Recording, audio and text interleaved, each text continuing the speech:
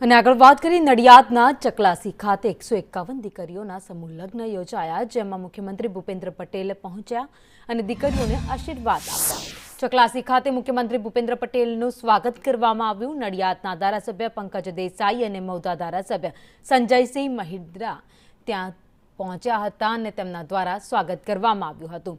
મા બાપ વગરની અને ગરીબ પરિવારની યુવતીઓ માટે આ ખાસ સમૂહ લગ્નનું આયોજન કરાયું હતું।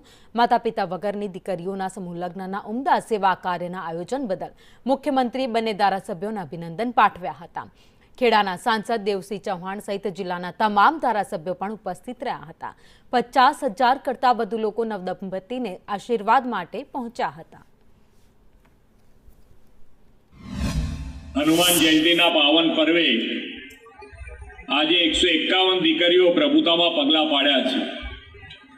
आज चैत्री पूर्णिमाए आयोजित आ समूह लग्नोत्सव में नवा जीवन मंडाण करेला सौ नवयुगलोने सुखी लग्न जीवननी खूब खूब शुभेच्छाओं पाठवुं छुं। वडाप्रधानश्रीना दिशा दर्शन में आपणे मात्र आर्थिक प्रगति ज नहीं परंतु समाजना तमाम वर्गोना उत्थानનું પણ ધ્યાન રાખ્યું છે। પરસ્પર સહયોગ અને સૌના ઉત્થાનની એ જ ભાવના આ સમૂહ લગ્નોત્સવના આયોજનથી ચરિતાર્થ કરી છે।